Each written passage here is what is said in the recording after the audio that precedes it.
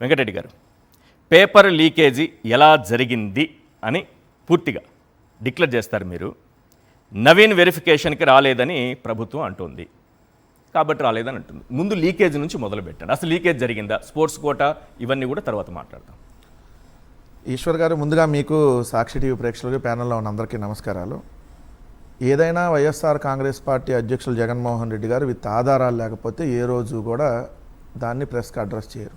Point number 1, with data, with proofs, ఏదైతే budget లెక్కలో, లేదంటే మీరు అన్న జీవో కాపీలో, లేదంటే పలానా ఆధారమో, పలానా వీడియోనో, పలానా ఆడియోనో, ఇవన్నీ పెట్టుకొని ఆయన ప్రెస్ మీట్ పెడతారు. మనం సుదీర్ఘంగా ఆయన ప్రెస్ మీట్లు చూసాం. ఏదో కట్టే కొట్టే తెచ్చేలా కాకుండా సుదీర్ఘంగా దాన్ని ఎక్స్ప్లెయిన్ చేసి అసలు ఏం జరిగిందనే వాస్తవాలనే ఆయన బయటపడతారు. కొద్దిగా లేట్గా వచ్చాము, ప్రెస్ మీట్ కొద్దిగా లేట్ అయినా ఆయన సుదీర్ఘంగా వివరిస్తారు. దానిలో భాగంగానే ఈరోజు జరిగినటువంటి ప్రెస్ మీట్లో కూడా మీరు చూస్తే డిఎస్సిలో ఫస్ట్ అనుమానాలు లీకేజ్ అయిందన్నటువంటి అనుమానాలు ఎవరికి రాలా. కానీ పోను ఈ డిఎస్సిలో అక్రమాలు జరిగిందని వెరిఫికేషన్ చేస్తా ఉన్నప్పుడు డిఎస్సి పేపర్ కొంతమందికి లీకేజ్ చేశారనేది వాస్తవం. రెండోది, కొన్ని చోట్ల మాస్ కాపీయింగ్ జరిగిందనేది వాస్తవం, ఎందుకంటే వాళ్ళే కేసు పెట్టారు మాస్ కాపీయింగ్ జరిగిందని. ఇంకొక చోట్ల ఏమో దొంగ సర్టిఫికెట్లతో డిఎస్సి ఉద్యోగాలు పొందారనేది వాస్తవం.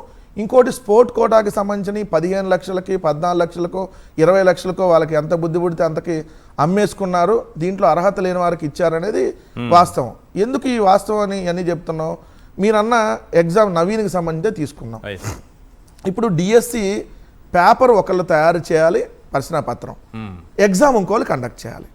ఏదైతే ఇప్పుడు ఈ పేపర్ ఎవరు తయారు చేయాలి, ఈ ప్రశ్నాపత్రం తయారు చేయాల్సింది state council of educational research and training SCERT తయారు చేయాలి ప్రశ్నాపత్రం. దీన్ని ఎగ్జామ్ ఎవరు కండక్ట్ చేయాలి? డిఎస్సి పరీక్షను డిఎస్సి కన్వీనర్ కండక్ట్ చేయాలి. కానీ రెండింటిని ఒకే చోట క్లబ్ చేసి, అంటే SCERTకి ఏదైతే డిఎస్సికి సంబంధించి రెండింటికి ఒకటే అధికారిని పెట్టి, ఏదైతే ఆ అధికారి ఆధ్వర్యంలోనే ఈ డిఎస్సి ఎగ్జామ్ని కండక్ట్ చేశారు. ఆ అధికారికి సంబంధించినటువంటి ఆ విభాగంలో ఎవరున్నారు? ఈ నవీన్ అనేటటువంటి ఫస్ట్ ర్యాంక్ వచ్చినటువంటి అభ్యర్థి ఉన్నాడు. ఇతను ఆల్రెడీ ప్రభుత్వంలో అవుట్ సోర్సింగ్ ఎంప్లాయీగా ఆల్రెడీ ఉద్యోగం చేస్తా ఉన్నాడు. ఆ చేసే అతనికే పేపర్లో ఏమేం క్వశ్చన్లు ఇస్తున్నారనేది తెలిసింది. అదేవిధంగా పేపర్ని కండక్ట్ చేసి, అదే ఎగ్జామ్ని కండక్ట్ చేసేది ఎవరో, రెండు ఒకే విభాగంలో ఉన్నాయి.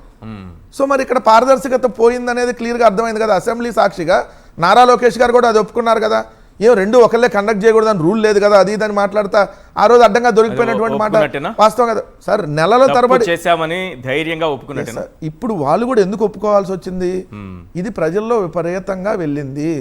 నెలల తరబడి నోరు తెరవని నారా లోకేష్, నోరు తెరిస్తే గొడ్డలి సైకో అని గాలి మాటలు మాట్లాడేటటువంటి ఈ వ్యక్తులు ఈ డిఎస్సికి సంబంధించి ఇన్ని ధర్నాలు, ఈ విధంగా ఇన్ని రకాల ఇష్యూస్ నడుస్తూ ఉంటే 38,000 మంది గ్రీవెన్స్లు అప్లై చేస్తే కనీసం ఆ విద్యాశాఖ మంత్రి నోరు ఇప్పుడు వరకు తెలపలా. అసెంబ్లీలో మనం తెరిచాడు. ఎందుకు? ఇది ఆల్రెడీ పెద్ద ఎత్తున జంజీకి వెళ్ళిపోయింది. ఇది వైఎస్ఆర్సీపీ నుంచి ఎవరో బీహార్ నుంచి కూలీలు, అదే ఒడిస్సా నుంచి వాళ్ళన్న బీహారో వాళ్ళన్న ఒరిస్సానో వాళ్ళు అందరినీ తీసుకొచ్చారని చంద్రబాబు నాయుడు గారు. అది కూడా అవహేళన కాదు సార్. ఇప్పుడు వాళ్ళు అలానే అవహేళన చేయమనండి, వాళ్ళు అవహేళన చేయటమే కావాలి. అప్పుడే చూపించింది కదా జంజీ పవర్ ఏందో. వాళ్ళు అవహేళన చేస్తేనే కదా జంజీకి కూడా ఇంకా అర్థమయ్యేది.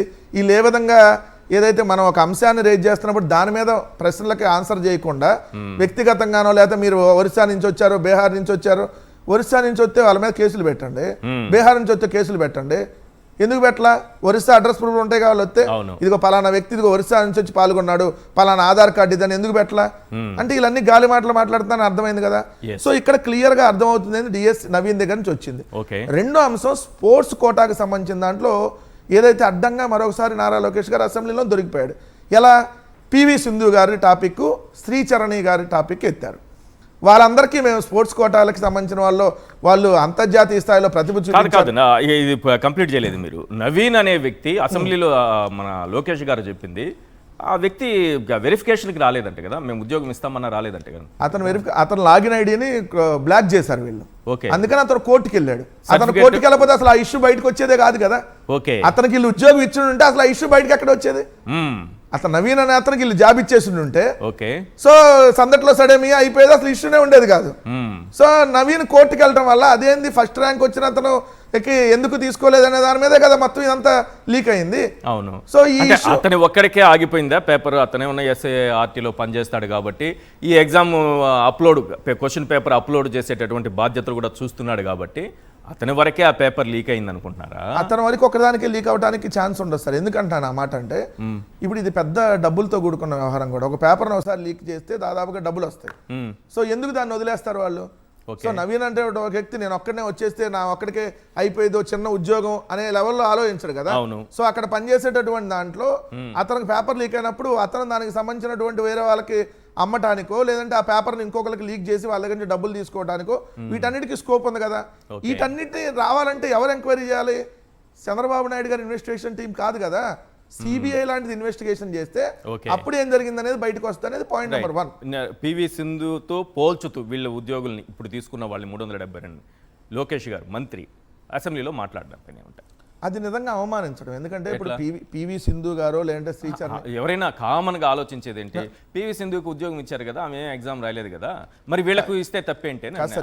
ఇప్పుడు మీరు ఇప్పుడు ఎవరైతే స్పోర్ట్స్ అంటే ఇప్పుడు అంతర్జాతీయ గేమ్స్లో వాళ్ళు ఎవరైతే ప్రతిభ చూపించారో వాళ్ళకు ఉద్యోగం ఇవ్వటాన్ని ఎవరు కూడా తప్పట్టరు. అది కామన్వెల్త్ గేమ్సా, వరల్డ్ గేమ్సా, లేదంటే ఒలింపిక్సా, ఇట్లాంటి వాటిల్లో ప్రతిభ చూపినటువంటి అంతర్జాతీయ స్థాయి క్రీడాకారులను జాతీయ స్థాయిలో వాళ్ళకి మనం ఇక్కడ ఇస్తే వాళ్ళేం ఉద్యోగం చేయరు. ఇక్కడ ఇప్పుడు వచ్చి వాళ్ళకి DSC ఉద్యోగం ఇస్తే వెళ్ళి ఏమన్నా పాఠాలు చెబుతారు? చెప్పరు కదా. సో వాళ్ళకి మనం ఇచ్చేటటువంటి ఒక అచీవ్మెంట్ గౌరవంగా మనం వాళ్ళని తీసుకుంటాం. సో వాళ్ళకి గౌరవంగా ఇస్తాం, మనకు దానికి ఒక గౌరవ వేతనం శాలరీ తరపున వాళ్ళకి ఇస్తాము, వాళ్ళకు ఒక పోస్ట్ ఇచ్చినట్టుగా మనం ఉంటాం. వాళ్ళని ఇప్పుడు ఈ పేకాట ఆడే వాళ్ళని, యోగాలలో తిరిగే వాళ్ళని, ఏ ఆటలో రాణించారో తెలియని వాళ్ళని, అసలు ఏ గ్రౌండ్ ఎక్కడుందో, ఏ ఆటకి ఏం రూల్స్ ఉంటాయో తెలియని వాళ్ళందరినీ తీసుకొని వచ్చి వాళ్ళకు కూడా మనం 370 మందికి ఉద్యోగాలు ఇచ్చేసాము. సో అని అంటే ఎట్లా కుదురుద్ది? ఇప్పుడు మీరు స్కూల్లో పార్టిసిపేట్ చేసి ఉంటారు, నేను స్కూల్లో పార్టిసిపేట్ చేసి ఉంటా. పార్టిసిపేట్ చేసి నేను ఓడిపోయి ఉంటాను, మీరు గెలుచుంటారు అనుకోండి. సో ఆ పార్టిసిపేట్ చేసిన స్కూల్ టు స్కూల్ గేమో లేదంటే క్లాస్ టు క్లాసో లేదంటే ఒకే క్లాస్లో ఒకళ్ళే ఒకళ్ళు ఈ సర్టిఫికేట్ పట్టుకుని వెళ్తే మీకు DSC ఉద్యోగం ఇస్తామనంటే అట్లాంటి సర్టిఫికేట్ రోడ్డు మీద ఎన్ని దొరుకుతాయి? ఇప్పుడు ఇది కదా అక్కడ అసలు ఇష్యూ. రెండు, నేను నారా లోకేష్ గారిని ఒకటి అడుగుతున్నా, రేపు పొద్దున కొంపదీసి ఇది కూడా చేసిన ఆశ్చర్యం లేదు. ఏంటది? ఇప్పుడు PV సింధు గారికి జగన్మోహన్ రెడ్డి గారి ప్రభుత్వం ల్యాండ్ అలాట్ చేసింది 3 ఎకరాలు. అవును. సో ఎందుకు? బ్యాడ్మింటన్ అకాడమీ ఏర్పాటు చేసుకోవడం కోసం ప్రభుత్వం ఉచితంగా ల్యాండ్ని అలాట్ చేసింది 3 ఎకరాలు. మళ్ళీ దానికి వెళ్ళి మళ్ళీ పెళ్లిలాగా మళ్ళీ శంకుస్థాపన చేశాడు.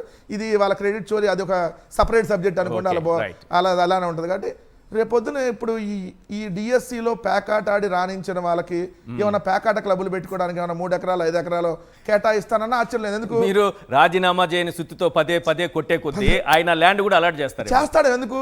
నా ఇష్టం, నేను ఎంతైనా ఇస్తా. 99 పైసలకి పేకాట ఆడి DSCలో ఉద్యోగం తెచ్చుకున్న వాళ్ళకి 3 ఎకరాలు కాదు 30 ఎకరాలు ఇస్తా.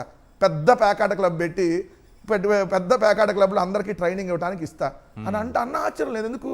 వాళ్ళ ప్రభుత్వం మరి పేకాట క్లబ్లు పేకాటలు ఆడే ఆటలకి ఆ గేమ్స్ కూడా ఇచ్చారా? ఎందుకు ఇవ్వరు సార్? స్థాయిలో ఉన్నాయా? ఎవడో వర్షాగాలకి ఉల్ఫాగాలకి తీసుకుని వచ్చి 99 పైసలకు భూమి ఇచ్చినప్పుడు కష్టపడి పేకాట ఆడి బ్రిడ్జ్ కోర్సులో DSCలో టీచర్ పోస్ట్ సాధించిన వాళ్ళకి రేపొద్దున బ్రిడ్జ్ కోర్సులో ట్రైనింగ్ ఇవ్వడం కోసం 3 ఎకరాలు 5 ఎకరాలు 99 పైసలకి అదే విశాఖలోనో లేదంటే చిత్తూరులోనో ఇంకో చోట కేటాయిస్తే తప్పేంటి? మా ఇష్టం, నా ఇష్టం అంటాడు కదా లోకేష్. రేపొద్దున అన్న బరి తెగించినప్పుడు ఏం చేస్తావు? బరి తెగించినప్పుడు ఏదైనా చేస్తారు వాళ్ళని.